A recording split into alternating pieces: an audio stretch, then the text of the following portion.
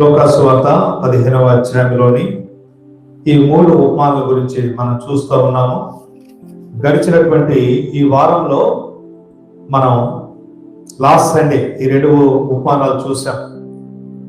తప్పిపోయినటువంటి గొర్రె ఉపమానము, తర్వాత పోగొట్టుకున్నటువంటి నాణ్యం యొక్క ఉపమానము.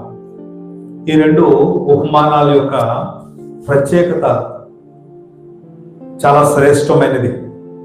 అది 2వ వచనంలో ఉన్నది. యేసుక్రీస్తు ప్రభు ఏం చేస్తున్నాడంటే పాపులను చేర్చుకుని వారితో కూడా ఆయన భోజనము చేయించున్నాడు. He invites, welcomes the sinners and have love, feast and fellowship with them.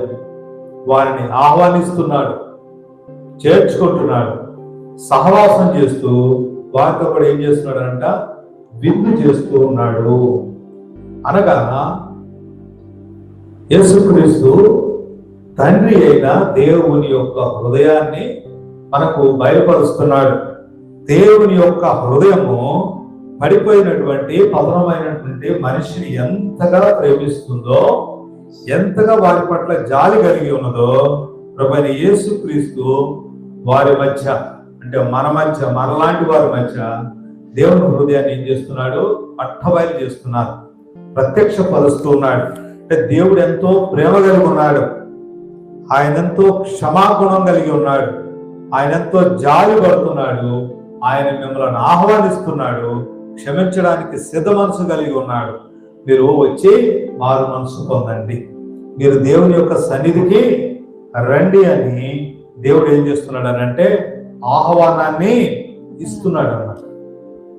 అందుకే ప్రభువైన యేసు ఆయన కొండ మీద ప్రసంగంలో ఒక మాట అంటున్నాడు, ప్రయాసపడి భారం మోసుకొని పోతున్న సమస్త జనులారా నా యొద్దకు రండి, పరలోక రాజ్యం సమీపించినది, మీరు రండి అంటున్నాడు.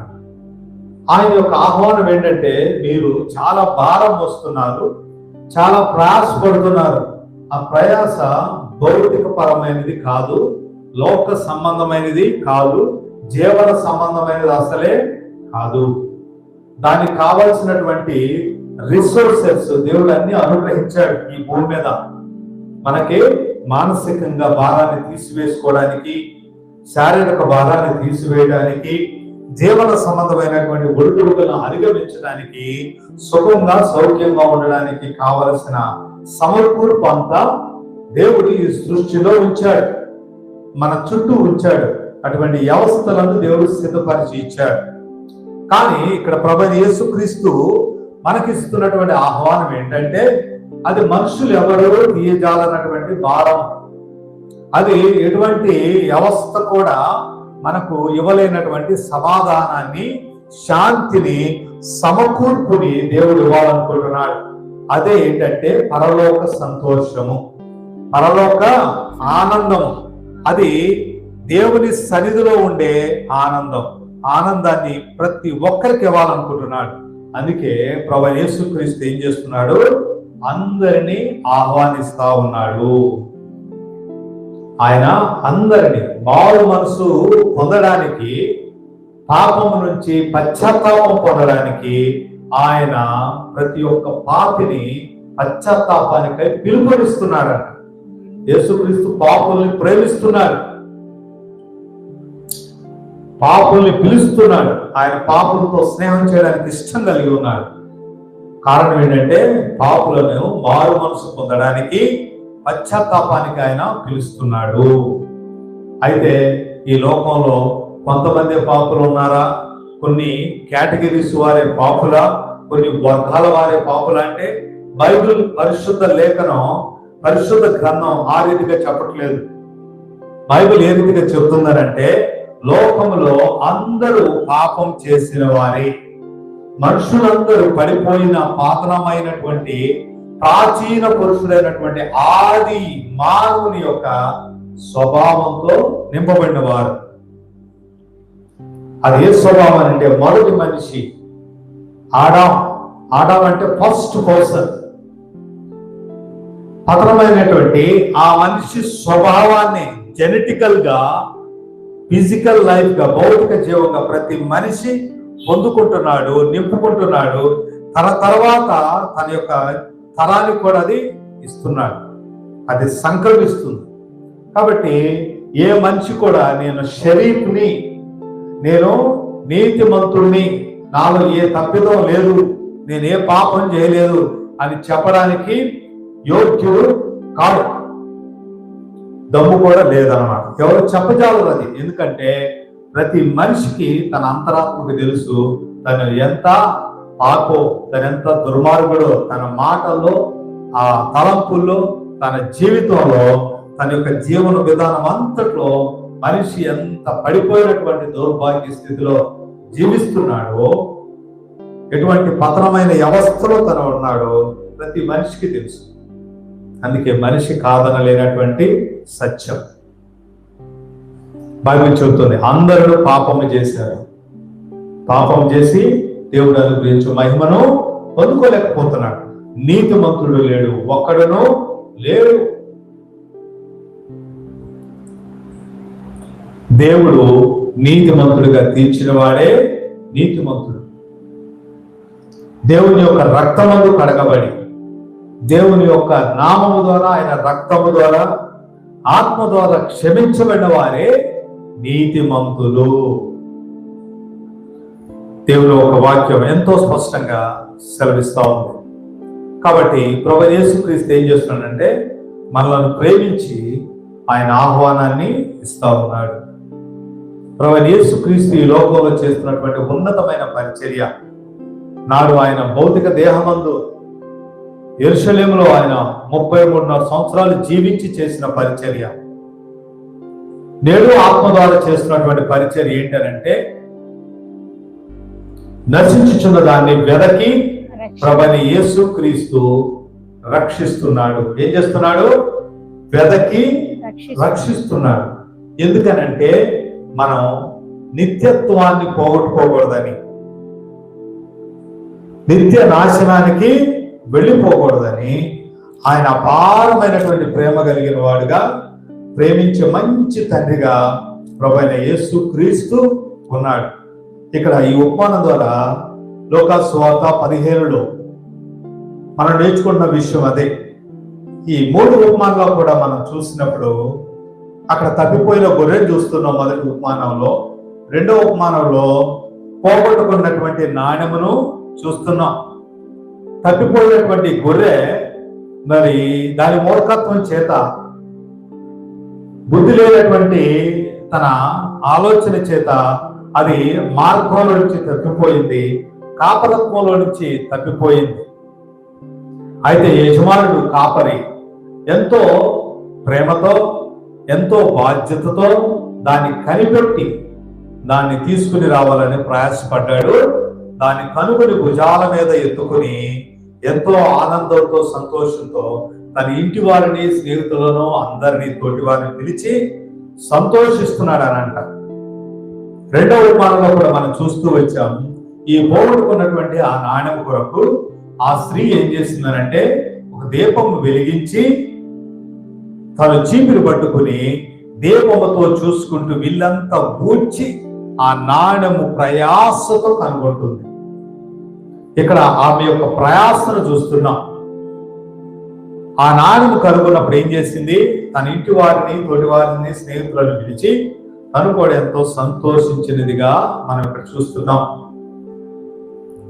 ఈ యొక్క 2 ఉపమానాల్లో మనం చూస్తున్నాం. ఆ యొక్క యజమాని ప్రభువైనటువంటి యేసుక్రీస్తుకి సాదృశ్యంగా ఉన్నాడు. ఈ యొక్క స్త్రీ సంగమునకు సాదృశ్యంగా ఉన్నది. ప్రభువైన యేసుక్రీస్తు ఒక పాపి మారు మనసు పొంది తన పాపముల విషయమై పశ్చాత్తాపడి దేవుని వైపు తిరిగినప్పుడు ఆయన ఎంతో ఆనందిస్తున్నాడు. పరలోక దేవదూతలతో కూడా కలిసి ఎంతో సంతోషిస్తూ ఉన్నాడు. ఆ పరలోక సంతోషాన్ని యేసు ప్రభు మనకు చెప్పాడు. ఈ రీతిగా ఒక్క పాపి మారు మనసు పొందితే పరలోకంలో దేవదూతలు సంతోషిస్తారు, పరలోకంలో దేవునికి మహానందం కలుగుతుంది అన్నాడు. ఈ యొక్క సంఘానికి సాదృశ్యమైనటువంటి ఆ స్త్రీ ఆ పోగొట్టుకున్నటువంటి ఆ నాణ్యాన్ని కనుగొన్నప్పుడు ఏ రీతిగా సంతోషించిందో, ఒక పాపి మారు మనసు పొందినప్పుడు నిజమైనటువంటి దేవుని యొక్క సంఘం, ఆ సంఘ నాయకుడు ఎంతో సంతోషిస్తాడంట. ఎందుకనంటే ఆ సంఘానికి, దేవుని రాజ్యానికి ఎంతో ఆనందాన్ని ఆ యొక్క పాపి యొక్క మారు మనసు తీసుకొస్తుంది. కాబట్టి ఇక్కడ ప్రభువైన యేసుక్రీస్తు మరలా నొక్కి చెప్తున్నటువంటి మరొక ఉపమానం ఏంటంటే, అదే రీతిగా ఒక తండ్రికి 2 కుమారులు ఉన్నారు. వారిలో చిన్నవాడు ఏం చేశాడనంటే, తండ్రి దగ్గరకు వచ్చి నా భాగము నాకు ఇచ్చేయమని ఆస్తి విషయంలో అడుగుతున్నాడు. మరి పెద్దవాడైనటువంటి అన్నకు 2 వంతుల ఆస్తి వస్తుంది. మిగిలినటువంటి 1 వంతు, 3వ వంతు తమ్ముడికి ఆస్తిగా భాగం వస్తుంది. వాడు ఆస్తి తీసుకున్నాడనంట, దూరదేశం వెళ్ళిపోయాడు. దాన్ని పూర్తిగా అనుభవిస్తూ విలాసాల కోసం జీవిస్తూ దాన్ని నాశనం చేసుకున్నాడు. తర్వాత ఆ యొక్క కుమారుడు ఏ స్థితికి వెళ్ళిపోయాడనంటే, తనకు తినడానికి అన్నం లేక, ఆశ్రయం లేక పందుల దొడ్లోకి వెళ్ళిపోయాడు. పందులను మేపువాడిగా అయిపోయాడు. పందులు తినడానికి మనస్సు చేసుకున్నాడు. అటువంటి పరిస్థితులు ఆ వ్యక్తి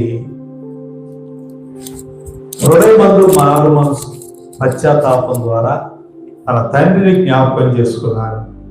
తన తండ్రిని జ్ఞాపకం చేసుకుంటూ, తన తండ్రి ఇంట అనేకులు పనివారు ఉన్నారు, తన తండ్రి ఇంట ఆహారం సమృద్ధిగా ఉన్నది, తండ్రి ప్రేమ కలిగిన వాడు కాబట్టి నా తండ్రి ఇంటికి వెళితే నాకు క్షమాపణ దొరికింది, నాకు ఆహారం వస్తుంది, ఇంకేమొస్తుంది అనుకున్నాడు, నాకు పని కూడా వస్తుంది. కాబట్టి నా తండ్రి ఇంటికి వెళ్తానని తను ఆలోచన చేసి వెళ్ళడానికి నిర్ణయం చేశాడు. తర్వాత తండ్రి అతన్ని ఎంతో ప్రేమతో చేర్చుకున్నాడని, ఆ తండ్రి ప్రేమతో చేర్చుకోవడమే కాదు, అందరిని పిలిచి సంతోషించి అందరికీ విందు చేశాడని అంటారు. ఆ విషయాన్ని మనం ఇక్కడ చూస్తున్నాం. ఆ సమయంలో తన అన్న వచ్చాడు, జరుగుతుంది ఏంటో తెలుసుకున్నాడు, ఎంతో కోపపడ్డాడు, ఎంతో ఆక్రోశాన్ని చూపాడు, ఎంతో ద్వేషించాడు. అంతేకాదు కానీ ఇంటిలోని కూడా వెళ్లకుండా వెలుపలే నిలిచిపోయాడు. ఇది ప్రభువైన యేసుక్రీస్తు చెప్పినటువంటి ఈ యొక్క 3వ ఉపమానం. ఈ యొక్క ఉపమానంలో ప్రభువైన యేసుక్రీస్తు ఏం చేస్తున్నాడనంటే, ఆయన ఏమని మనకి చెప్తున్నాడనంటే, దేవుని యొక్క ప్రేమ ఎంత గొప్పదో చెబుతున్నాడు. తండ్రి అయిన దేవుడు ఎంతగా మనల్ని ప్రేమిస్తున్నాడో, క్షమిస్తున్నాడో, క్షమించుటకు సిద్ధ మనసు కలిగి ఉన్నాడో ప్రభువైన యేసుక్రీస్తు తండ్రి యొక్క హృదయాన్ని ఇక్కడ వెల్లడి చేస్తున్నాడు. మారు మనసు పొందే ప్రతి హృదయాన్ని, పాపిని దేవుడు ఎంతో ప్రేమిస్తున్నాడు అని అంటారు. వారిని ఎంతో దేవుడు ఆహ్వానిస్తున్నాడు ఆయన సహవాసానికి అని ప్రభువైన యేసుక్రీస్తు చెబుతా ఉన్నాడు. ఇక్కడ మనం 11 నుంచి 16 వరకు ఈ చూసినటువంటి ఈ భాగంలో ఈ కుమారుడు ఏ రీతిగా ఉన్నాడనంటే, తండ్రి ఎంతో ప్రేమ కలిగిన వాడు, ఎంతో చక్కటి సహవాసం చేస్తున్నాడు, ఎంతో ఆస్తిని సమకూర్చి ఉంచాడు. అయితే ఈ కుమారుడు ఏం చేస్తున్నాడు, తండ్రికి దూరముగా ఒంటరిగా తను జీవించాలని, తను జలసా చేయాలని ఆలోచన చేసి తండ్రి యొక్క సహచర్యం నుంచి, అంటే సహవాసంలో నుంచి, తండ్రి యొక్క అధికారంలో నుంచి పూర్తిగా దూరంగా ఒంటరిగా తను జీవించాలని ఆలోచన చేసి దాన్ని నిర్ణయంగా మార్చాడు. అది పాపం. బైబిల్ ఏమంటుంది, పాపి యొక్క స్వభావం అంట. పాపి యొక్క స్వభావం ఏ రీతిగా ఆలోచిస్తున్నారంటే, దేవుని నుంచి, ఆయన ప్రమాణాల నుంచి, నన్ను నేను దూరంగా పెట్టుకోవాలి, ఆయన యొక్క ప్రమాణాలకు, అధికారానికి, జీవించడానికి ఇష్టం లేనటువంటి మనస్సుని వ్యక్తపరుస్తూ ధిక్కారాన్ని చేసిద్దంట. స్వార్థంతో తన యొక్క శరీరం కొరకు, ప్రాణం కొరకు జీవించాలని మనసు కలిగి ఏం చేస్తుందనంటే ఈ మనస్సు దూరంగా ఉండడానికి ఇష్టపడుతుంది. అంటే సహవాసం నుంచి వేరే. అక్కడ ఏం బయటకు వచ్చింది? శరీరాశ, జీవకుటుంబం అనేది బయటకు వస్తుంది. అది నేత్రాశ వైపు దూరంగా ఈ లోకంలో ఈడ్చుకుంటూ వెళ్ళిపోతుంది అన్నమాట. అది పాపి యొక్క స్వభావం. కాబట్టి ఈ కుమారుడు తనకున్నటువంటి పాప స్వభావం చేత, మూర్ఖత్వం చేత, తిరుగుబాటు చేత ఏం చేశాడనంటే తండ్రిని, తన యొక్క సహవాసాన్ని, తండ్రి యొక్క ప్రమాణాన్ని, అధికారాన్ని ధిక్కరించి ఒంటరిగా ఉండడం కోసం తన ఇంటి నుంచి వేరై జీవించడానికి నిర్ణయం చేశాడు. ఈ మాట ఎలా ఉందంటే, తండ్రి నీ ఆస్తి నాకు కావాలి కానీ నీవు నాకు వద్దు, ఎందుకంటే నా కొరకు నేను జీవించదలుచుకున్నాను, నా సంతోషాల కోసం, నా జలసా కోసం, నా ప్రాణాన్ని నేను సుఖంగా జీవింపజేయాలనుకుంటున్నాను. కాబట్టి నేను ఒంటరిగా ఉండడానికి, దూరంగా ఉండడానికి, నీ నుంచి వేరే ఉండడానికి ఇష్టం కలిగి ఉన్నానని చెప్తున్నాడు. అవునా? అందుకే ఒక భక్తుడు అన్నాడు, sin always begins with the independence from God. పాపం అనేది ఏం చేస్తుందనంట? పాపం అనేది దేవుడి నుంచి దూరంగా వేరే ఒంటరిగా ఉండడానికి ఇష్టపడుతుందంట. ఎందుకు?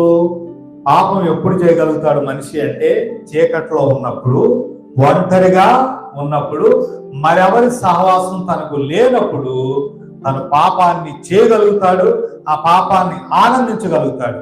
అందుకే పాపంలో భోగం ఉందన్నారు, కానీ అది దేవుడి నుంచి దూరం చేస్తుంది. ఆయన ప్రమాణాల నుంచి, అధికారం నుంచి, సహవాసం నుంచి దూరం చేసి కానీ పాపంలోనికి పతనమైపోయినటువంటి స్థానానికి అది తీసుకెళ్తుంది. ఇది మానవుని యొక్క స్వభావం. యెషయా గ్రంథం 53:6 ఉంటుంది, మనమంతా కూడా గొర్రెల వలె త్రోవ తప్పిన వారము. ఎవరు అంట? మనుషులంతా ఎవరు? ఎటువంటి వారు? త్రోవ తప్పిన వారు. గొర్రెలాగా స్వభావ సిద్ధంగా మూర్ఖత్వంతో తిరుగుబాటు చేస్తుంది. ఎందుకనంటే మనలో ఉన్నటువంటి జీవం, మనం అనుకుంటున్నాం ఈ దేహానికి ఒక జీవం ఉన్నది, అది భౌతికమైనటువంటి జీవం అని. వాస్తవమే, అది మనం జీవించి ఉన్నామనడానికి అది ఒక సాదృశ్యం. కానీ మన రక్తంలో ఒక జీవం ప్రవహిస్తుంది. ఆ జీవం ఏంటనంటే పడిపోయినటువంటి, పతనమైపోయినటువంటి మనిషి యొక్క జీవం. అది 6000 సంవత్సరాల క్రితం ఈ యొక్క నేత్రాశ, ఈ శరీరాశ, జీవపుడంబముల చేత మనిషి పడిపోయి పతనమైపోయాడు. అతని జీవమే, స్వభావమే మనలో ఉంది. కాబట్టి ఒక గొర్రె తప్పిపోతే మిగతా గొర్రెలను ఏం చేస్తే అదే గొంతులో పడతాయి. అలాగే మనుషులందరూ, మనమంతా ఏం చేసాం? అందరూ త్రోవ తప్పిపోయాం. రోమపత్రిక 3:23 ఉన్న మాట ఏంటి? All have sinned. అందరూ పాపం చేసిన వారమే. అందరూ పాపం చేసిన వారమే. నేను నీతిమంతుడిని, నేను మాత్రమే నీతిమంతుడిని అంటానికి ఏం లేదు. కొద్దో గొప్ప మంచితనం ఉండొచ్చు కానీ నీతి లేదు. నీతి దేవుడిచ్చేది. నీతి ఎవరివ్వాలా? దేవుడు ఇవ్వాలా. కొన్ని ఆర్గనైజేషన్స్, ఇన్స్టిట్యూషన్స్ వారు ఇచ్చే సర్టిఫికేటే విలువైంది. అది నేను తయారు చేసుకుంటాను డూప్లికేట్ అంటే అయిద్దా? అవ్వదు. కొన్ని ఐడెంటిటీ కార్డులు, గుర్తింపు పత్రాలు ఎవరు ఇవ్వాలా? గవర్నమెంట్ ఇస్తేనే ఆమోదం. నేను 500 కాగితాలు చేసుకుంటాను, నేను చాలా మందిలోకి తెస్తానంటే లేదు, కాదు. ఆ రీతిగానే ఒక పాపిని నీతిమంతుడిగా చేయగలిగింది దేవుడు మాత్రమే. కాబట్టి దేవుని యొక్క రక్తమందు కడగబడిన ఏ వ్యక్తి అయినా లోకంలో మంచివాడు అవ్వచ్చు గాక, కానీ దేవుని ఎదుట నీతిమంతుడు కాలేడు. దేవుని ఎదుట ఎవరైనా నిలబడాలి అని అంటే యేసు ప్రభు యొక్క రక్తంలో కడగబడితేనే, క్షమాపణ నొందితేనే ఆ వ్యక్తి నిలబడుటకు యోగ్యుడుగా తీర్చబడతాడు. లేకుంటే ఏ వ్యక్తి తన మంచితనం ద్వారా దేవుని ఎదుట నీతిమంతుడు కాలేడనంట. మన మంచితనం, మన నీతి క్రియలో దేవుని ఎదుట మురికి గుడ్డల వలె ఉంటున్నాయి. ఎందుకనంటే మన పాపాన్ని, మన పాపపు డాగుని, మన రక్తంలో ఉన్నటువంటి ఆ పాప స్వభావాన్ని మనకు మనముగా శుద్ధి చేసుకోలేం. ఏ పుణ్య కార్యాల ద్వారా, తీర్థయాత్రల ద్వారా, ఏ మంచి దాన ధర్మాల ద్వారా మనం నీతిగా మార్చుకోలేం. కానీ ఒక పరిశుద్ధుడైన నీతిమంతుడైనటువంటి దేవుని రక్తంలో కడగబడడం ద్వారా. కాబట్టి దేవుని వాక్యం చెబుతుంది, అందరూ పాపము చేసిన వారే, అందరూ త్రోవ తప్పిపోయిన వారే. కాబట్టి ఇంకొక మాట కూడా దేవుని ఎదుటుంది, మనుషుని ఎదుట సరైనదిగా కనబడు మార్గము గలదు అని సామెతల గ్రంథంలో రాయబడి ఉంటుంది 14వ అధ్యాయంలో 16వ అధ్యాయంలో. కానీ తుదకు అది మరణమునకు దారి తీస్తుందంట. మనుషులకి సరైనదిగా కనబడుతుంది ఈ మతం, మనుషులకి సరైనదిగా కనబడుతుంది వారు చేసే ఆ కార్యాలు.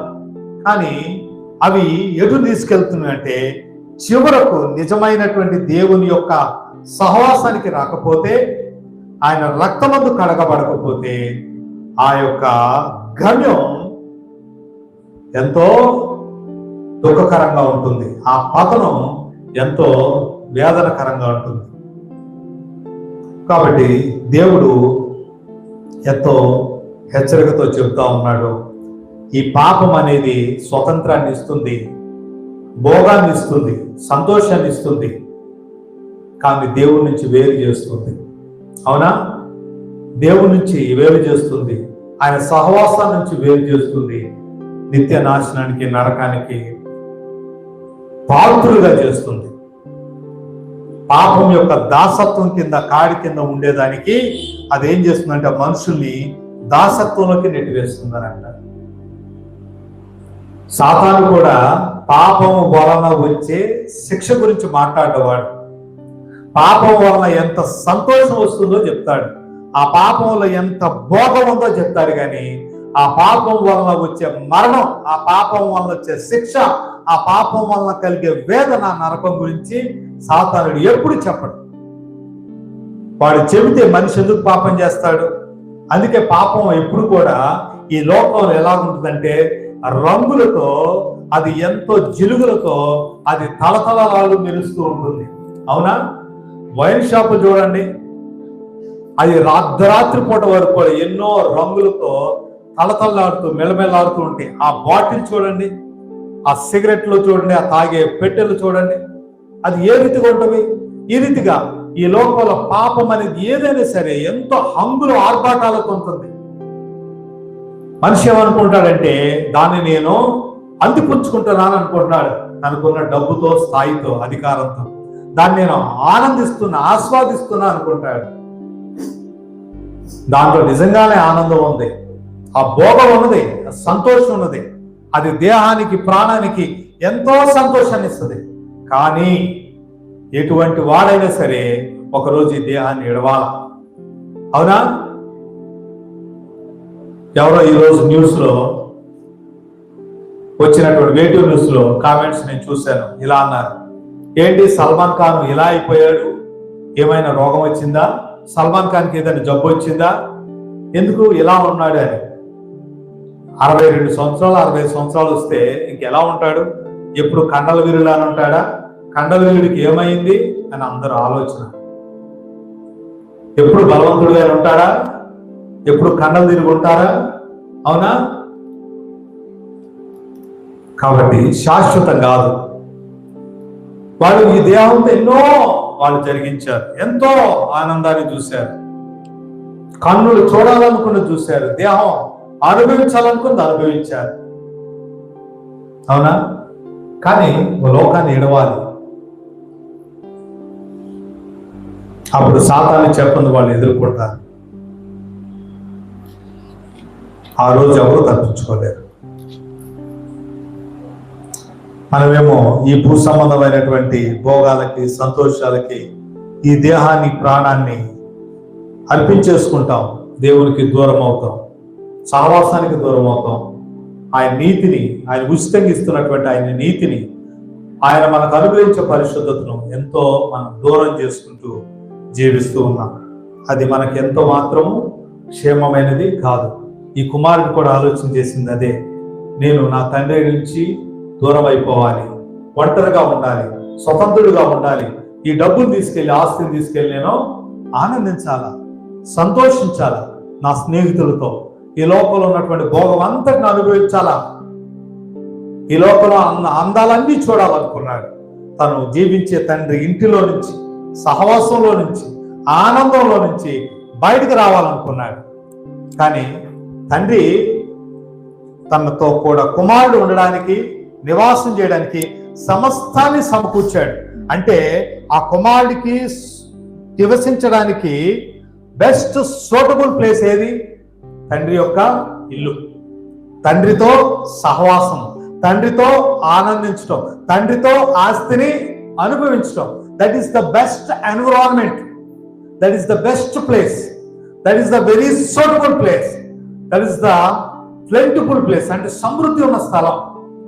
మరి అక్కడి నుంచి దూరం ఉండాలనుకున్నాడు, వేరే ఉండాలనుకున్నాడు, ఒంటరిగా ఉండాలనుకున్నాడు, పాపంలో ఉండాలనుకున్నాడు, ఆ భోగాన్ని అనుభవిస్తూ ఉండాలనుకుంటున్నాడు. దాని ద్వారా ఏం జరుగుతుంది, ఎటువంటి పర్యవసానం వస్తుంది, ఎటువంటి పతనానికి వెళ్తాడు అతడు ఆలోచించట్ల. ఆ గ్రహింపుకి రాల. సాతానుడు తన మనసుని ఇంతవరకే ప్రేరేపిస్తున్నాడు. ఈ ఇంట్లో ఉంటే ఒక అధికారం కింద ఉండాలా, ఒక ప్రమాణాల కింద ఉండాలా, ఒక ఒత్తిడి కింద ఉండాలా. ఎందుకు ఇది అవసరమా? నీకు ఆస్తి లేదా, నీ హక్కు లేదా, దాన్ని నువ్వు తీసుకోలేవా, నువ్వు ఒంటరిగా ఉండలేవా, నువ్వు ఎంజాయ్ చేయలేవా, నీ స్నేహితులు లేరా, నీకు అక్కడ సహవాసం లేదా అని ప్రేరేపించాడు. మనకు కూడా తెలుసు, మనం ఆలోచిద్దాం. దేవుడు కొన్ని నియమాలు పెట్టాడు.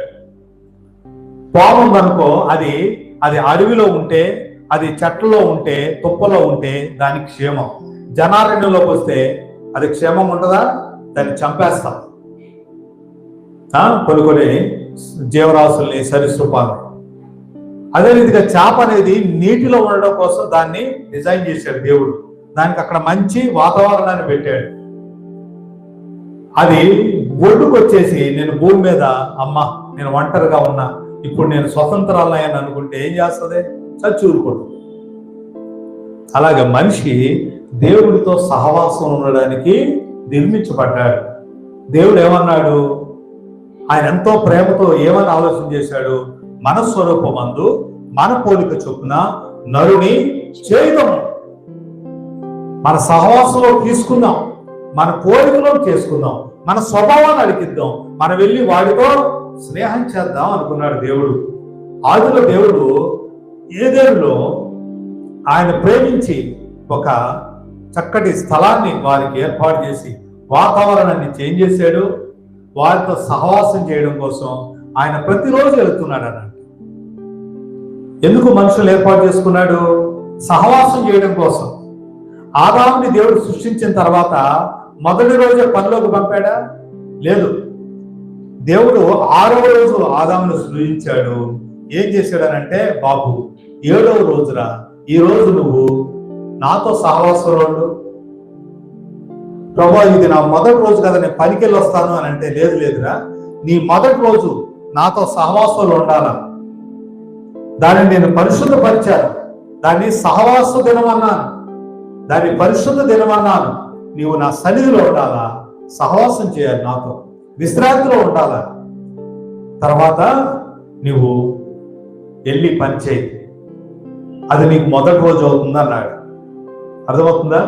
దేవుడు ఏం కోరుకుంటున్నాడు మన నుంచి? సహవాసాన్ని. అంటే మనిషి ఎందుకు తయారు చేయబడ్డాడు?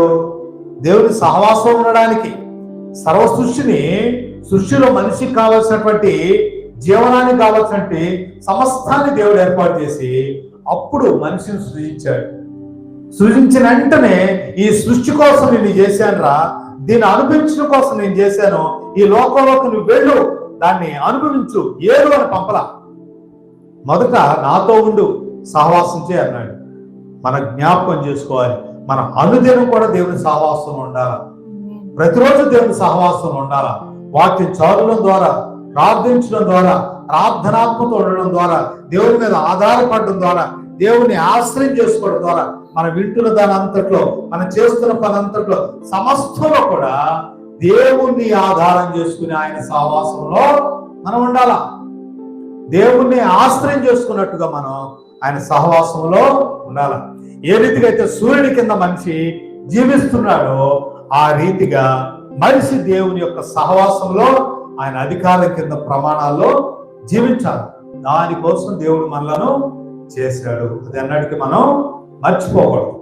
అది మర్చిపోతే నీటిలో నుంచి బయటకు వచ్చినటువంటి చేప ఏ రీతిగా అయితే నాశనం అయిపోద్దో, అది మనిషి కూడా ఆ రీతిగా పతనం అయిపోతాడు. మనం చూస్తున్నాం ఇక్కడ.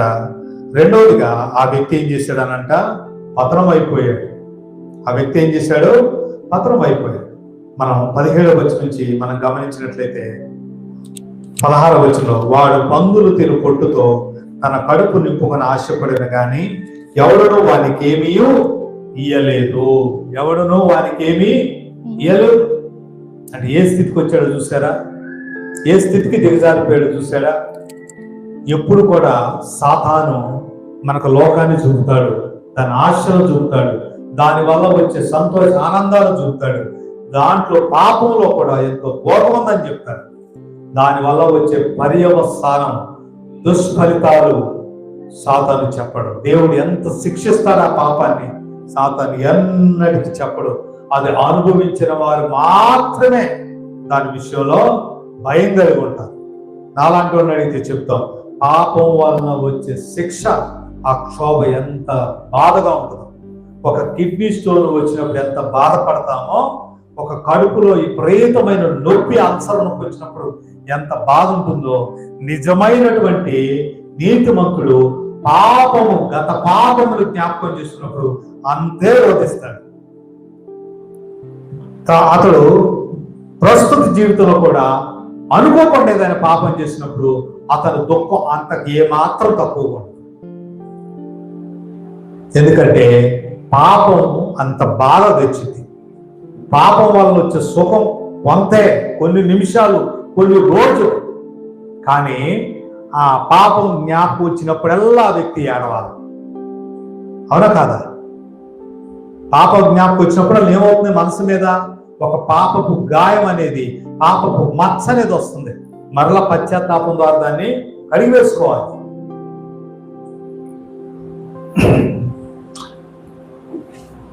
మనుషులకి అర్థం కావట్లేదు. సాతానుడు పాపం ద్వారా మనుషులు ఎంత పతన స్థాయికి తీసుకెళ్తున్నాడనంటే, దేవుని ఆత్మ కలిగినటువంటి వ్యక్తులు మాత్రమే గ్రహించగలుగుతున్నారు. మనం అనుకుంటున్నాం ఏదో చేస్తున్నాం, జీవిస్తున్నాం, బ్రతుకుతున్నాం అని. కానీ నిజంగా దేవునితో సహవాసం ఉన్న వ్యక్తి, ఒక వ్యక్తి ఎంత పతనమైపోయాడో, దేవుడి నుంచి ఎంత దూరం అయిపోయాడో, అతని జీవిత ప్రయాణం ఏ దిశ వైపు వెళుతుందో దాని అంతమేంటో చెప్పగలడు. వాడికి ఏమి సంభవిస్తుందో చెప్పగలడు.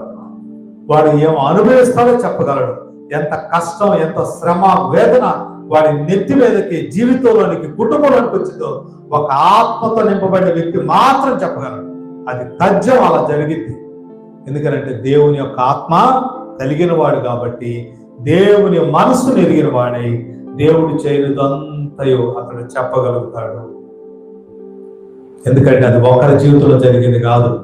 6,000 సంవత్సరాల నుంచి సాతానుడు లక్షల కొలది మనుషులను, కోట్ల కొలది మనుషులను ఆ రీతిగా మోసం చేసి పాపం ద్వారా పతనమైన స్థానానికి తీసుకెళ్లి అందరికి ఇచ్చిన అనుభవమే అది. కాబట్టి దేవుని మనసును ఎరిగిన వాడు అది గ్రహించగలుగుతాడు. నేడు యవనస్తులకి అస్సలు అర్థం కావట్లేదు. కుటుంబంలో యజమానులకు అర్థం కావట్లేదు. తల్లులకు కూడా అర్థం కావట్లేదు. పందుల పొడుగు స్థాయికి, పంది అనేది ఎంతో హేమైన జంతువు. అది ఎంతో అది అధమ స్థాయిలో సొసైటీలో ఉన్నటువంటి ఒక జంతువు. అంటే ఆ స్థాయికి దిగజారిపోతున్నాడు మనిషి. అంటే పుట్టులాగా ఉపయోగపడని వ్యక్తిగా, చెత్తలాగా నన్ను ఏం చేయాలి, పెంట కుప్ప మీద వేయాలా, లేదనంటే కూర్చి కాల్చివేయాలి అటువంటి పతనమైనటువంటి స్థాయికి వెళ్ళిపోయాడు అన్నదానికి సాదృశ్యంగా ఈ సన్నివేశం ఉన్నది. ఎక్కడున్నాడు ఇప్పుడు అతను? పందుల సహవాసంలో. ఎక్కడున్నాడు అతను? తండ్రి ఇంటిలో హోదాలో దర్జాగా కుమారుడుగా తండ్రికి ఉన్నటువంటి ఆస్తిని అనుభవిస్తూ ఉండాలి. ఒక కుమారుడిగా ఉండాలి, యజమానిగా ఉండాలి. కానీ ఎక్కడ ఉన్నాడు? ఏ స్థితిలో ఉన్నాడు? పందులతో సహవాసంలో, పందులను మేపువాడుగా. పతనమైపోయినటువంటి స్థితి, ఎవరు లేని స్థితి, ఏమీ లేని స్థితి. సాతానుడు అది చెప్పాడా? సాతానుడు అది ప్రామిస్ చేశాడా? నీ స్థితి, నీ పతనం అలా ఉంటుందని చెప్పాడా? నీకు అంత కష్టం ఉంటుంది, వేదన ఉంటుంది, నువ్వు భరించలేనటువంటి ఆ బాధ, క్షోభ పరిస్థితి నీకు కలిగిదని చెప్పాడా? చెప్పడు. సాతానుడు ఎప్పుడో చెప్పడు. అది పడిపోయిన తర్వాతే అది జ్ఞాపకం వస్తుంది. అక్కడ రాయబడినటువంటి మాట ఏంటంటే చాలా చక్కటి మాట. ఏమనుంది అక్కడ? అయితే బుద్ధి వచ్చినప్పుడు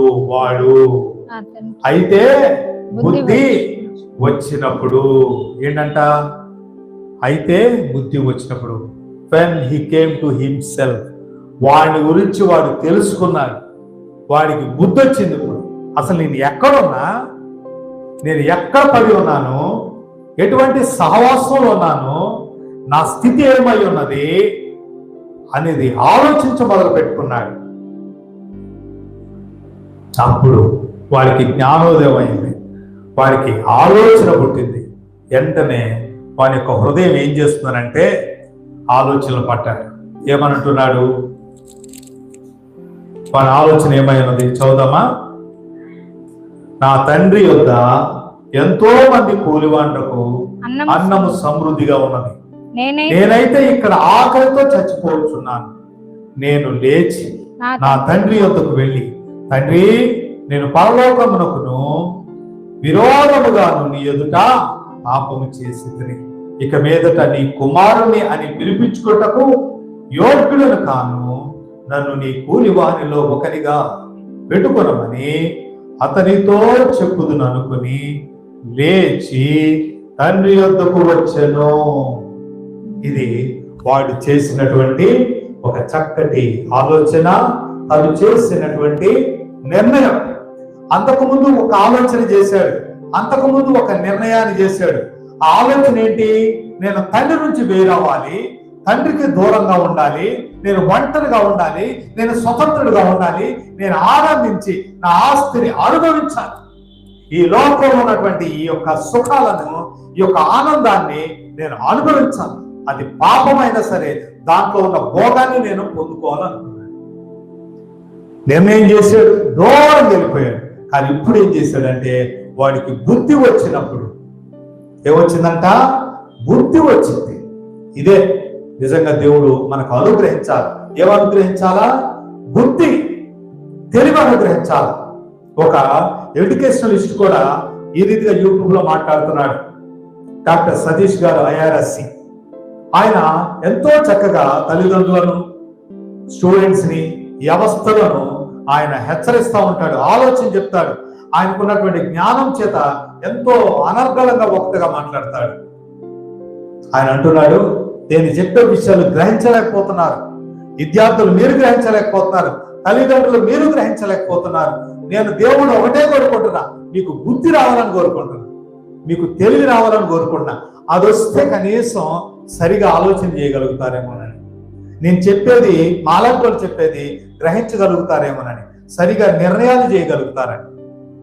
అవునా? మనిషికి అన్నీ ఉన్నాయి, డబ్బులు ఉన్నాయి, వ్యవస్థలు ఉన్నాయి, ఆలోచనలు ఉన్నాయి, కానీ ఏం లేదంటే సరైన ఆలోచన చేసి నిర్ణయంగా మార్చడానికి బుద్ధి లేదంట. అవునా? తెలివి దేవుడి నుంచి కావాలా.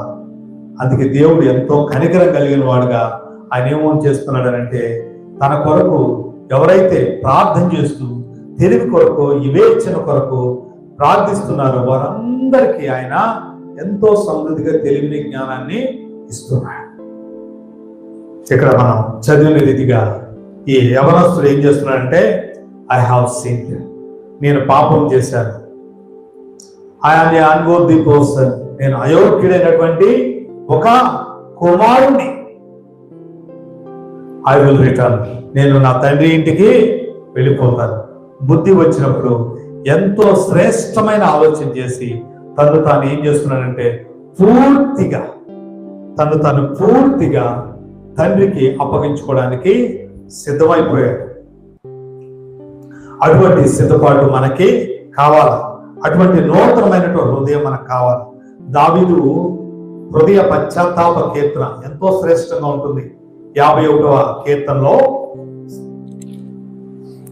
ఎన్నో మాటలు, ముత్యాల లాంటి మాటలు దావీదు యొక్క పశ్చాత్తాప హృదయంలో నుంచి వచ్చింది.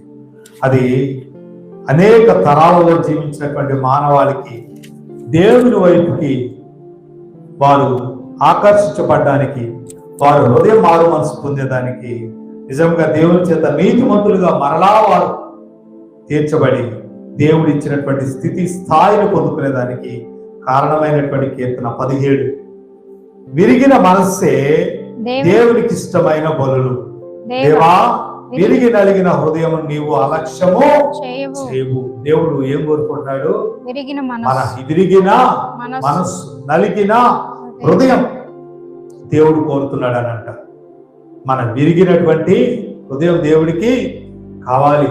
మనం మారు మనసు పొందినప్పుడు దేవుడు ఏం చేస్తున్నాడు అని అంటే మన హృదయాన్ని అంగీకరిస్తున్నాడు. కాబట్టి నిజమైనటువంటి హృదయ స్థితి, మారు మనసు పొందిన హృదయ స్థితి మనకు కావాలి. చాలా శ్రేష్టమైన మాట 1 యోహాను 1:7-9 వరకు ఉన్నటువంటి భాగంలో ఉంటుంది. 1 యోహాను రాసినటువంటి మొదటి పత్రిక మన బైబిల్లో పేజ్ నంబర్ 221, 1వ అధ్యాయంలో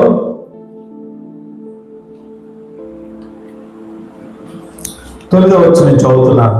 మన పాపములను మనం ఒప్పుకొని ఎడల ఆయన నమ్మదగిన వాడు, నీతిమంతుడు గనక ఆయన మన పాపములను క్షమించి సమస్త దుర్నీతి నుండి మనలను పవిత్రులుగా చేయును. ఎప్పుడు మనము మన పాపములను ఒప్పుకొనిన ఎడలా ఏం చేయాలి? ఇక్కడ మన పాపాలను, మన అతిక్రమాన్ని మనము దేవుని యొక్క సన్నిధానంలో ఒప్పుకోవాలి. దేవుని ఎదుట మనం మారు మనసు పొందాలి. మారు మనసు పొందడానికి దేవుడు అనేకమైన తరుణాలు ఇస్తాడు. అనేకమైన తరుణాలు మనకు అనుభవమే. మనం కొత్త ప్లేసులకి వెళ్ళాలనుకోండి, సిటీల్లో బైక్ డ్రైవింగ్ ద్వారా, కార్ డ్రైవింగ్ ద్వారా ఏం చేస్తాం? GPS పెట్టుకుంటాం, అవునా? గూగుల్ మ్యాప్ పెట్టుకుని వెళ్తాం. చాలా మంది సర్వీస్లో అదే వాడుతూ ఉంటారు, అవునా? క్యాబ్ డ్రైవర్స్, తర్వాత ఈ జొమాటోలో, స్విగ్గీలో వర్క్ చేసేవారు. మనం కూడా ఆ ఆఫీసులకు వెళ్ళడానికి, కొత్త ప్రాంతాలకు వెళ్ళడానికి వాడుతున్నాం. అది ఎంత ఉపయోగకరంగా ఉందో తెలుసా? అది ఎంత ఉపయోగకరంగా ఉందంటే మనల్ని గమ్యానికి తీసుకెళ్తుంది. అది ఎంతో సురక్షితంగా. చాలా ఎక్కువ సార్లు, కొన్నిసార్లు పడేస్తుంది అనుకోండి, అది వేరే విషయం. పక్కదారికి కూడా తీసుకెళ్తుంది, అవునా? అయితే మనం ఒక టౌన్లో వెళుతూ ఒక మార్గానికి కావాలని తప్పిపోయాం అనుకోండి. నేను ఒకరోజు అలా చేశాను. నిస్సీకి అనుభవం కావాలని, ఒక లెసన్ చెప్పాలని నేను ఆలోచన చేసి ఈ న్యూజిలాండ్లోని లైబ్రరీ ఎక్కడుందో అని నేను గూగుల్ మ్యాప్ పెట్టుకుని వెళ్ళాను. సో వెళ్ళినప్పుడు నేను కావాలని ఒక టౌన్లో కొన్ని చూపించడం కోసం అలా ఇలా తిప్పుకుంటూ వెళ్ళాను. అప్పుడు ఏం చేస్తుంది గూగుల్ మ్యాప్? మీరు మార్గం నుంచి ఇన్ని మీటర్ల డిస్టెన్స్ లో తప్పుకున్నారు, అయితే మీరు ఈ లెఫ్ట్ తీసుకోండి, ఈ రైట్ తీసుకోండి, ఇన్ని మీటర్ల ముందుకెళ్ళండి, దాని తర్వాత రైట్ తీసుకోండి, ఇక్కడ యూటర్న్ వస్తే, ఇక్కడ డివైడర్ వస్తే అంటూ మనల్ని గైడ్ చేస్తుంది. ఎన్ని మార్లైనా గైడ్ చేస్తుంది. మన గమ్యానికి వెళ్ళే అంత వరకు కూడా మనం ఎంత తప్పిపోతున్నా అలు పెరగకుండా ఏం చేస్తుంది? తన వాయిస్ వినిపిస్తుంది, మనల్ని ఖచ్చితంగా గైడ్ చేస్తుంది. అదే రీతిగా పరిశుద్ధాత్మ దేవుడు కూడా ఏం చేస్తున్నాడు అని అంటే, మనం ఎక్కడ పతనమయ్యామో, ఏ స్థాయిలో మనం పడి ఉన్నామో ఆయన ఏం చేస్తున్నాడు, మనల్ని చూస్తున్నాడు, మన హృదయాన్ని ఎరుగుతున్నాడు. మనం నిజంగా ఆయన మనం ప్రేరేపిస్తున్నప్పుడు, మన హృదయంలో ఆయన కార్యం చేస్తున్నప్పుడు, మనం ఆయనతో కూడా కలిసి స్పందిస్తే ఆయన మనకు మార్గాన్ని చూపడానికి, మరలా మార్గాన్ని చూపడానికి ఇష్టం కలిగి ఉన్నాడు. తండ్రి యొక్క సహవాసానికి, ఆయన సన్నిధికి మనల్ని నడిపించడానికి ఆయన ఇష్టం కలిగి ఉన్నారు. గూగుల్ మ్యాప్ ఏ రీతిగా అయితే అంటుందో, నువ్వెంతో దూరంలో లేవు, నీవు రైట్ టర్న్ తీసుకో, లెఫ్ట్ టర్న్ తీసుకొని చెప్తుందో, పరిశుద్ధాత్మ దేవుడు, తండ్రి అయిన దేవుడు కూడా దేవుని సన్నిధికి, సహవాసానికి మనలను అంత సమీపంగా తీసుకుని పెడతా ఉన్నాడు. దేవుడు మన నుంచి కోరుకుంటుంది కూడా ఒకటే, ఈ యొక్క యవనస్తుడు ఏ రీతికైతే ఆయా పరిస్థితుల్లో తన హృదయ స్థితిని లోపలగా చూసుకున్నాడు, మనం మన జీవితంలో, కుటుంబంలో ఏ పరిస్థితిలో ఉన్నాం, దేవునికి ఎంత దూరం అయిపోయాం, మనం ఆయనకి ఎందుకు దూరం అయిపోయాం, ఆయన వాక్య ప్రమాణాలకి మనం ఎందుకు తగినట్టుగా జీవించట్లేదు, వద్దని కూడా దూరంగా ఉన్నాం, ఆయన సహవాసానికి ఎందుకు మనం దూరం అయి ఒంటరిగా ఉంటున్నాం, ఇది మనం జ్ఞాపకం చేసుకోవాలి. జ్ఞాపకం చేసుకుని మనం పశ్చాత్తాపడాలా. ఆ యొక్క కుమారుడు బుద్ధి తెచ్చుకున్నాడు అంటే, మనం ఏ రీతిగా బుద్ధి తెచ్చుకుంటాం, పశ్చాత్తాపడడం ద్వారా, మారు మనసు పొందడం ద్వారా. ప్రభువా, నా స్వభావం నుంచి నేను వెలుదరడానికి ఇష్టపడుతున్నా, నా బుద్ధిని మార్చుకోవడానికి ఇష్టపడుతున్నా, నిర్ణయం చేస్తున్నాను, నీకు దూరంగా జీవించాను, నీ సహవాసాన్ని దూరంగా జీవించాను, బైబిల్ చదవక నేను, ప్రార్థన చేయక నేను, కుటుంబ ప్రార్థన లేక నేను, ఇదిగో కుటుంబ యజమానుడిగా, కుటుంబంలో తల్లిగా నీ సహవాసానికి దూరంగా ఉంటూ నేను పాపం చేసి ఉన్నాను, నీ సన్నిధికి విరోధంగా నేను పాపం చేసి ఉన్నాను, నీకే విరోధంగా నేను పాపం చేసి ఉన్నాను, నన్ను క్షమించు, నన్ను అంగీకరించు, నీ సన్నిధికి వస్తున్నాను, నన్ను అంగీకరించు, ఇదిగో నన్ను చేర్చుకో అని మనం ప్రార్థించాలా, ప్రార్థన చేయాలా.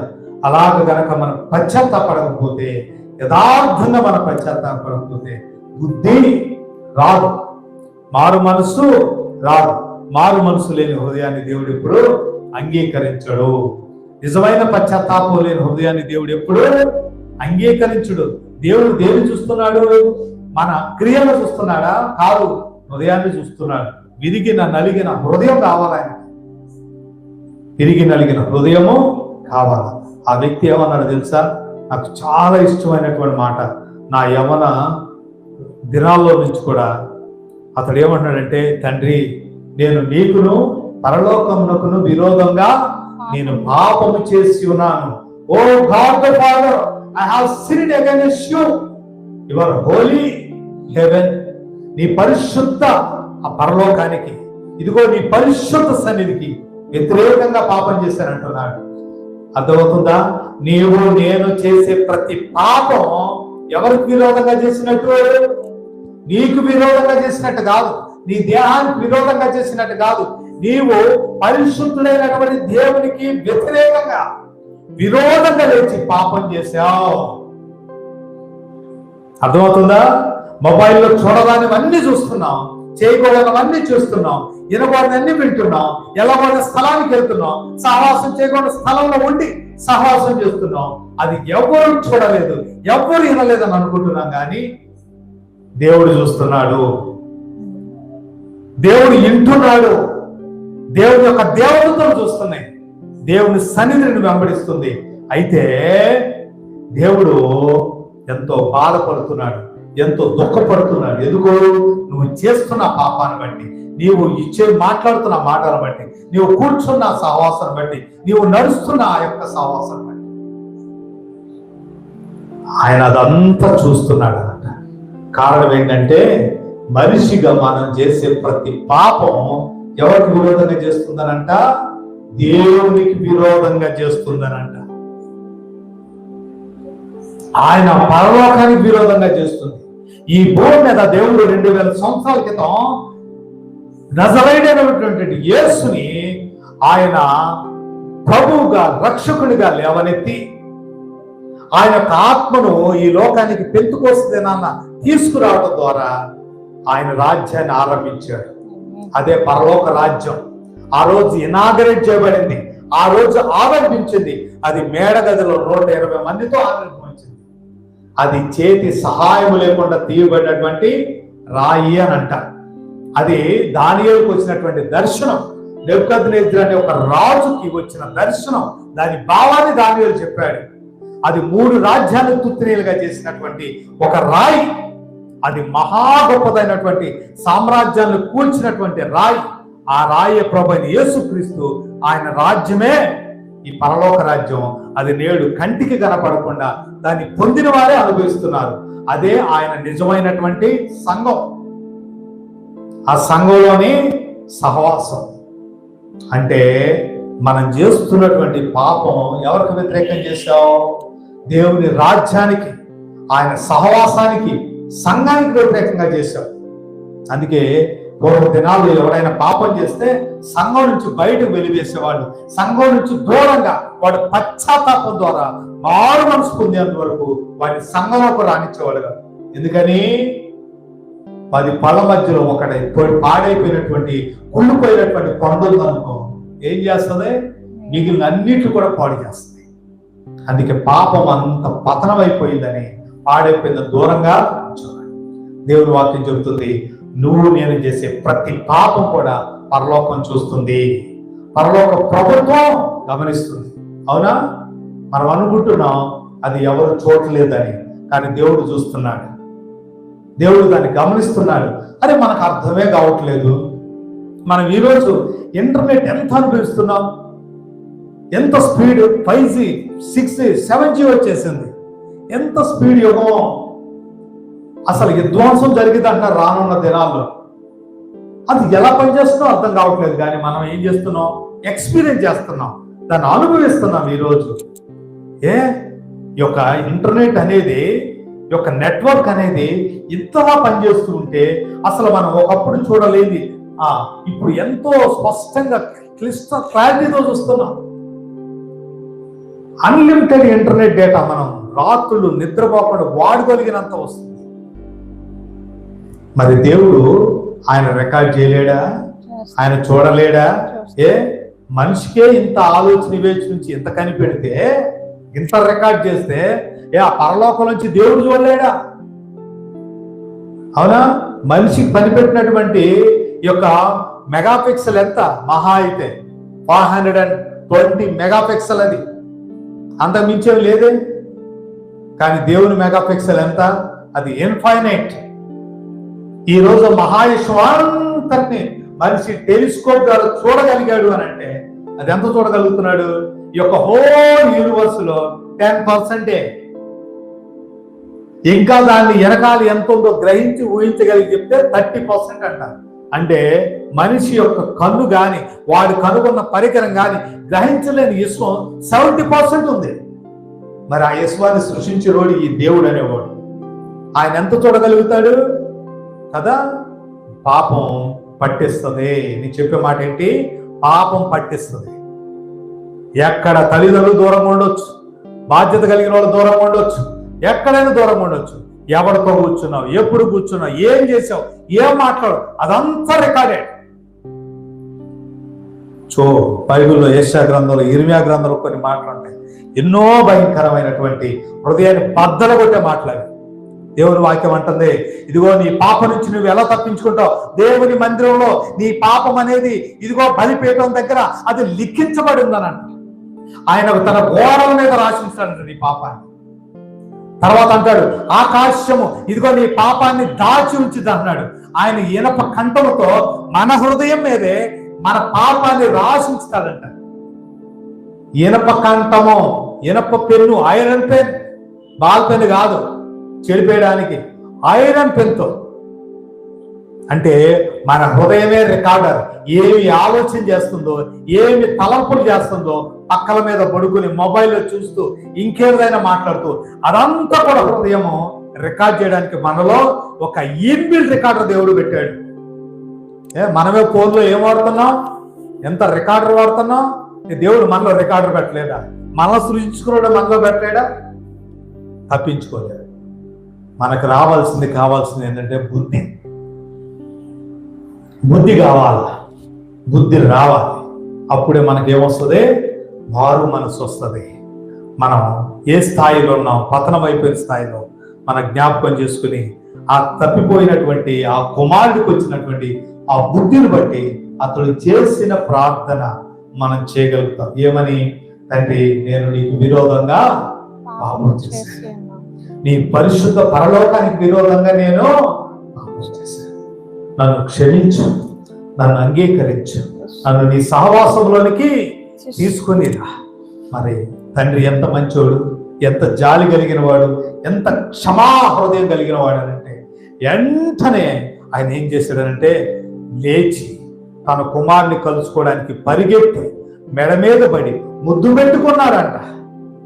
అది యూదుల సాంప్రదాయం కాదు. యూదుల సాంప్రదాయంలో వయసులో పెద్దవాడు ఎప్పుడు పరిగెత్తకూడదు, అది తన గౌరవం కాదు. కానీ ఈ తండ్రి ఏం చేశాడు? తన గౌరవానికి, తన సాంప్రదాయానికి అన్నిటికీ మించి పరిగెత్తాడంట. కౌగిలించుకున్నాడు, ముద్దు పెట్టుకున్నాడు. కారణం ఏంటో తెలుసా? అతడు తన తండ్రి ఇంటి నుంచి పోట్లాడి గొడవ పెట్టుకుని ఆస్తిని దక్కించుకుని వేరే ఒంటరవడానికి తండ్రి ఇంటి నుంచి, సహవాసంలో నుంచి ధిక్కరించి సమాజం నుంచి కూడా దూరంగా వెళ్ళిపోవడానికి ఇష్టపడ్డాడు. ఇప్పుడు ఆ సమాజం ఏం చేస్తుంది? ధర్మశాస్త్ర ప్రకారం ఆ వ్యక్తిని కొట్టి చంపింది. నువ్వు పాపివిరా, నువ్వు దుర్మార్గుడురా, నీ తండ్రిని బాధ పెట్టావు, నీ తండ్రి ఆస్తిని దొంగలించావు, అదంతా దుర్వ్యాపారం వల్ల నాశనం చేసావు, నువ్వు పాపాత్ముడు అని వారు శిక్షించడానికి ధర్మశాస్త్రం బట్టి అధికారం ఉంది. అందుకే ఈ తండ్రి ఏం చేస్తున్నాడు అంటే రోజు కనిపెట్టుకుంటున్నాడు. ఆ దారి వైపు, ఆ మేడ మీదకి తదేకంగా చూస్తున్నాడు. నా కుమారుడు వస్తున్నాడేమో, ఇంకా వస్తాడేమో, ఇప్పుడైనా వస్తాడేమో, బుద్ధి తెచ్చుకుని వస్తాడేమో. ఎందుకంటే వాడు తీసుకెళ్ళిన ఆస్తి అయిపోవచ్చు, అది పూర్తిగా ఖర్చు అయిపోయి ఉండొచ్చు. వాడు బుద్ధి వచ్చి వస్తాడేమని చూస్తా ఉన్నాడు. కారణం ఏంటో తెలుసా? వాళ్ళు ఎవరైనా అరే వీడు వచ్చాడ్రా, నేను పట్టుకోండిరా, కొట్టి చంపండిరా అంటే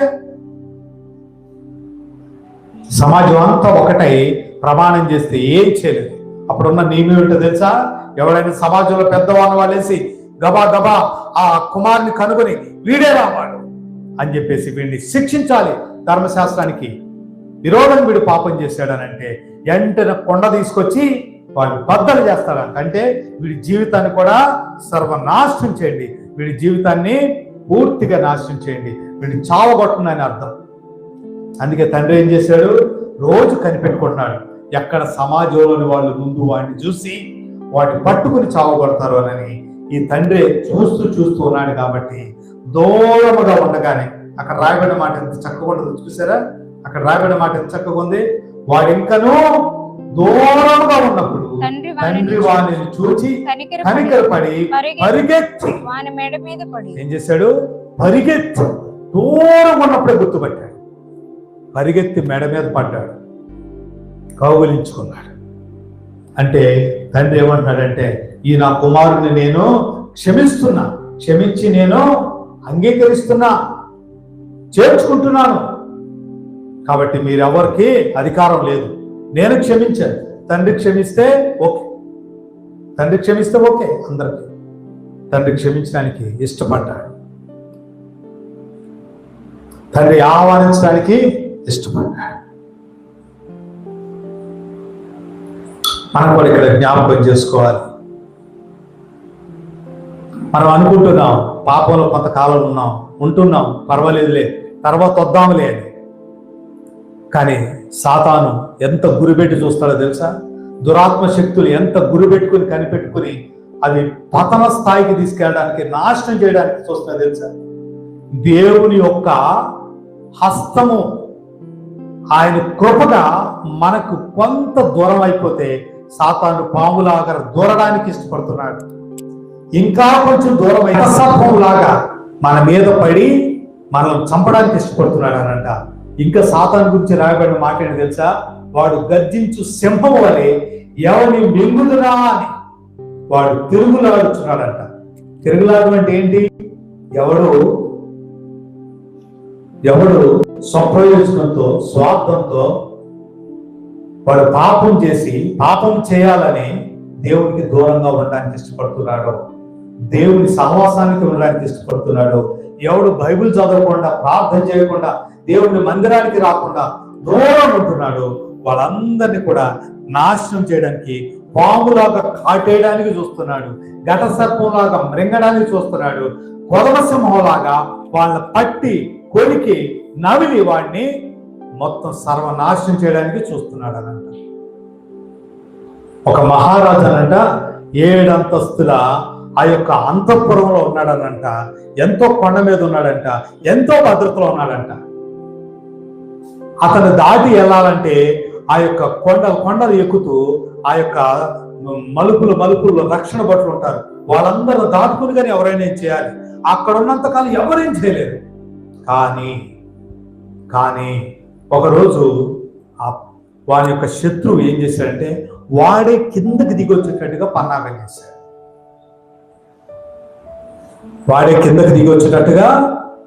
చేశాడు. ఏ రీతిగానంటే ఒక గుర్రం లోపలికి వీళ్ళే కొంతమందిగా వెళ్ళిపోయి చెక్క గుర్రంలో వీళ్ళే నివాసం ఏర్పాటు చేసుకుని అది బహుమతిగా, అది ఎంతో అందమైనటువంటి ఒక బహుమతిగా అతనికి వచ్చింది అన్నట్టుగా దాన్ని సందర్శించడానికి అతడు వచ్చేటట్టుగా చేశాడు. అర్థమవుతుందా? దాంట్లో ఎవరున్నారు? శత్రువులు ఉన్నారు, దాక్కుని ఉన్నారు, ఖడ్గాలు పట్టుకుని ఉన్నారు. అయితే అతడు ఆ యొక్క 7 అంతస్తులుగా ఉన్నటువంటి ఆ గొప్ప పర్వతాలను దిగుతూ అతడు వచ్చాడు. అయితే ఒక భటుడు చెప్పాడు అప్పటికి, ఏమన్నా తెలుసా రాజుగారు, నేను మీతో మాట్లాడాలి కానీ మాట్లాడలేను, ఇది ఈ సిటీలో ఉందన్నాడంట. అది తీసుకున్నాడు, చదవాలి కదా, వీడు ఆ కోట్లో పెట్టేసుకున్నాడు. ఆ యొక్క గుర్ర బొమ్మ దగ్గరికి వెళ్ళాడు, తదేకంగా దాన్ని చూస్తున్నాడు. మరో క్షణమే వాళ్ళు ఏం చేశారు తెలుసా? ఆ చెక్క బొమ్మను బద్దలు చేసుకుని గుర్రంలో నుంచి వచ్చే శత్రువులు వాడిని పొడిచి చంపేశారు. ఎలా చచ్చిపోయాడు? వాడు సురక్షితంగా ఉండాల్సినటువంటి వలయంలో నుంచి బయటకు వచ్చి సర్వనాశనం అయిపోయాడు, నాశనం చేసుకున్నాడు. కాబట్టి మనం గ్రహించాల్సింది, దేవుని కృపలో నుంచి మనం వైదొలిగిపోతే సాతానుడు వాడు గురిపెట్టున్నాడు, ఖడ్గం ధరించున్నాడు, సింహంలాగా పాములాగా కాటేయడానికి, నిజంగా ఘట సర్పంలాగా మృంగి వేయడానికి వాడు చూస్తున్నాడు. ఎటువంటి వ్యాధులైనా వస్తాడో, ఎటువంటి మరణానైనా, యాక్సిడెంట్ అయినా, ఇంకా ఏ రీతికైనా మనుషులైనటువంటి వారిని కూడా మన మీదకి లేపి మనం నాశనం చేయాలని చూస్తున్నాడు. అనేక కుటుంబాల్లోకి వెళ్ళాడు, వాడు జీవితాలకు వెళ్ళాడు. నాకు అనుభవం ఉంది, నేను ఎరుగుతున్నటువంటి వారిని, నా సొంత అనుభవమే నాకు తెలుసు. కాబట్టి తండ్రికి దూరంగా తండ్రి సహవాసంలో నుంచి దూరం అయిపోయాడు. తండ్రి ప్రతిరోజు ఎదురు చూస్తున్నాడు మనలను చేర్చుకోవడానికి, ఆహ్వానించడానికి, క్షమించడానికి, మన మీద జాలి చూపుతాయని ఎదురు చూస్తున్నాడు అని అంటారు. ఒక బిడ్డ అంట, మనం ఊహించుకుందాం, తన తండ్రికి జైల్లో నుంచి ఉత్తరం రాశాడు. తండ్రి, అలాంటి రోజున నన్ను జీవిత ఖైదు నుంచి విడుదల చేస్తున్నారు, మరి నాకు ఇంటికి రావాలని ఉంది. నాకు తెలుసు నేను మీ పేరుకి, ఇంటికి ఎంతో చెడ్డ పేరు తీసుకొచ్చాను, ఘోరమైనటువంటి తప్పు చేశాను, నేను చెడ్డవాడని, కానీ ఇప్పుడు మారిపోయాను, నన్ను మీరు క్షమించగలరా? నన్ను మీరు ఇంటికి చేర్చుకుంటారా? అయితే మీరు నన్ను నిజంగా క్షమిస్తే, నన్ను ఇంటికి ఆహ్వానిస్తే, నేను ట్రైన్కి వస్తున్నాను, నేను రైల్వే స్టేషన్ మీదుగా నేను వెళ్తుంటాను, మీరు నిజంగా ఆ రీతిగా నన్ను ఆహ్వానిస్తుంటే అక్కడ స్టేషన్ దగ్గర ఉన్నటువంటి చెట్టుకి ఒక తెల్లటి గుడ్డ కట్టమన్నాడు. ఏం కట్టమన్నాడు? తెల్లటి గుడ్డ. అయితే ఆ వ్యక్తి ఆ స్టేషన్ని దాటుతూ వెళ్తున్నప్పుడు చూశాడు, ఒక గుడ్డ కాదు కానీ అనేకమైనటువంటి తెల్లటి గుడ్డలు ఆ చెట్టు అంతా కట్టేశాం.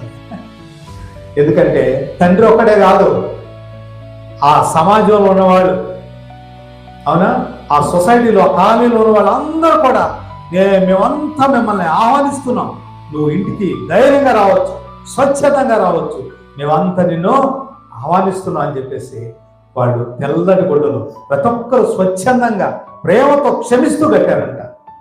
ఆ వ్యక్తికి ఆ చెట్టును చూడంగానే ఆ చెట్టుకి తెల్లటి గుడ్డలో పూసినయా, తెల్లటి గుడ్డలు పువ్వులుగా పూసినాయి అన్నట్టు వెంటనే దిగాడు, ఇంటికి వెళ్ళాడు.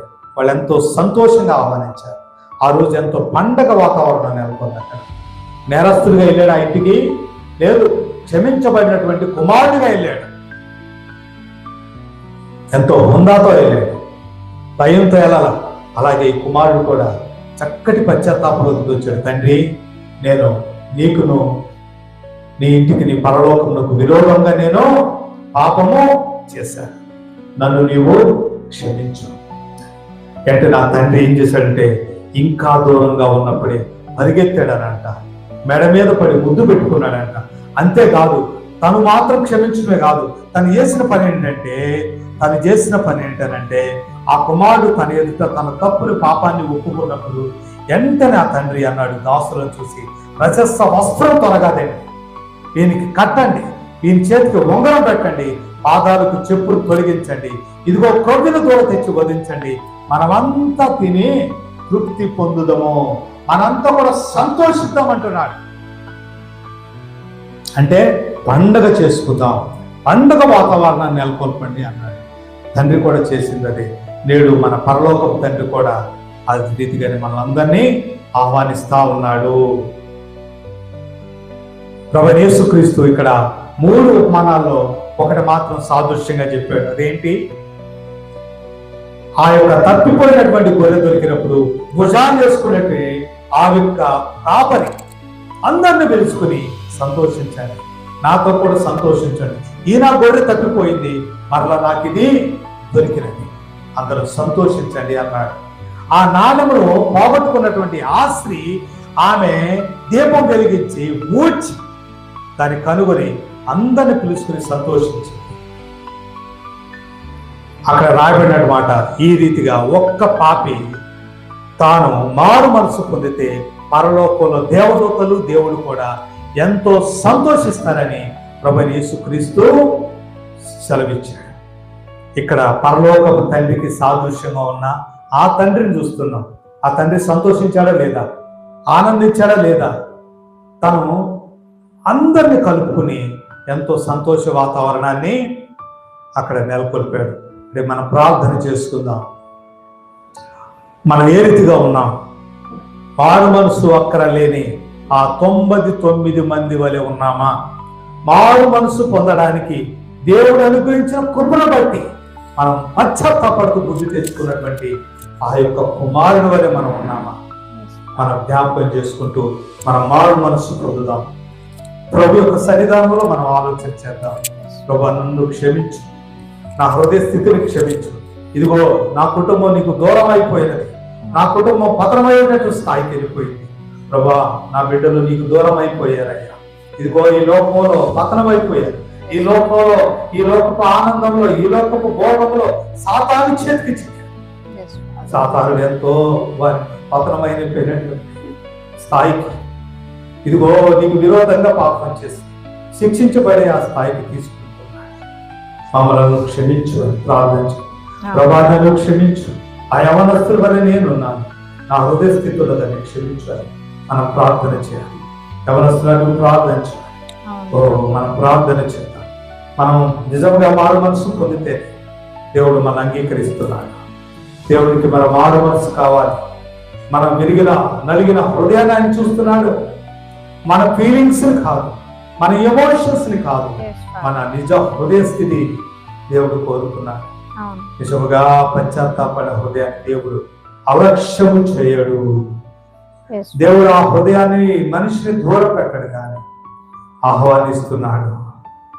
దేవుడు కౌగిలించుకుంటున్నాడు. దేవుడు ముద్దు పెట్టి ఎంతో ప్రేమను, తన ఇష్టాన్ని తెలియపరుస్తూ ఉన్నాడు. తన యొక్క దేవదూతలతో, తన యొక్క సంఘముతో, సేవకులతో కూడా ప్రభు ఆనందించేవాడుగా ఉన్నాడు. అట్టి కృప దేవుడు మనందరికీ దయచేయును గాక. ఆమేన్.